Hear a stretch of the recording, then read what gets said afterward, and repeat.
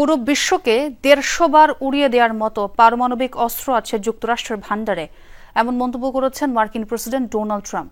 CBS নিউজের 60 minutes অনুষ্ঠানে দেয়া এই সাক্ষাৎকার নিয়ে আলোচনা এখন তুঙ্গে।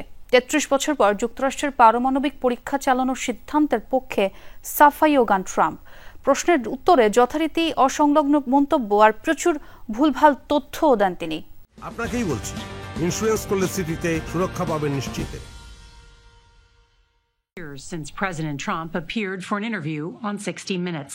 গত মার্কিন প্রেসিডেন্ট নির্বাচনের আগে ডেমোক্র্যাট প্রার্থী কমলা হ্যারিসকে নিয়ে সাক্ষাৎকার প্রচারের পর সিবিএস নিউজের বিরুদ্ধে মামলা ঠুকে দিয়েছিলেন ডোনাল্ড ট্রাম্প। ১ বছর পর সেই চ্যানেলেরই হট সিটে তিনি।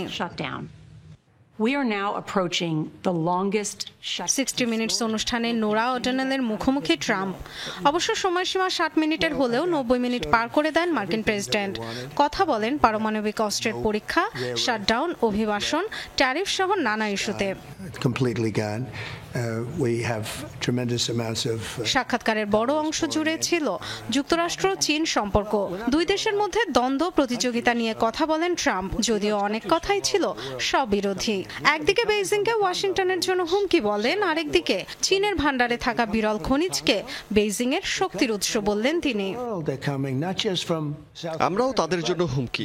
দেখুন, এটা খুব প্রতিযোগিতামূলক বিশ্ব, বিশেষ করে যখন যুক্তরাষ্ট্র চীন প্রসঙ্গ আসে। আমরা সবসময় তাদের নজরে রাখছি, তারাও আমাদের। বিরোধিতার চেয়ে আমরা একসাথে কাজ করলে আরো বড়, উন্নত ও শক্তিশালীও হতে পারি। চীনের বিপরীতে আমরা খুবই ভালো করছি, তবে তাদের শক্তি হলো বিরল খনিজ। আমাদের বিরুদ্ধে এটাই অস্ত্র হিসেবে ব্যবহার করে তারা। স্বাভাবিকভাবেই প্রশ্ন করা হয় ৩৩ বছর পর যুক্তরাষ্ট্রের পারমাণবিক পরীক্ষা ইস্যুতে। নিজের সিদ্ধান্তের পক্ষে সাফাই দিতে গিয়ে ট্রাম্প দাবি করেন চীন, রাশিয়াও এই পরীক্ষা চালাচ্ছে। পরমাণু শক্তিতে নিজেদের সেরা বলেও দাবি করেন। যে কোনো দেশের চেয়ে বেশি পারমাণবিক অস্ত্র আছে আমাদের। রাশিয়া দ্বিতীয় অবস্থানে, চীন বেশ বড় ব্যবধানে তৃতীয় অবস্থানে। তবে 5 বছরেই ধরে ফেলবে রাশিয়াকে।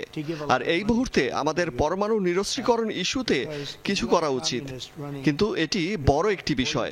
পৃথিবীকে 150 বার উড়িয়ে দেওয়ার মতো পর্যাপ্ত পারমাণবিক অস্ত্র আছে আমাদের।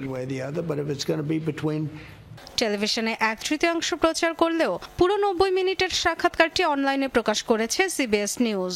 এরপরই শুরু হয় আলোচনা। অনেকগুলো ক্লিপই ভাইরাল হয় সামাজিক যোগাযোগ মাধ্যমে। সমালোচনাও চলছে বিস্তর। নেটিজেনরা বলছেন ট্রাম্প মিথ্যার পর মিথ্যা বলে গেলেও ঝামেলা এড়াতে তা সূত্রে দেননি প্রশ্নকর্তা। Dorothy Tastrin, Jamuna news.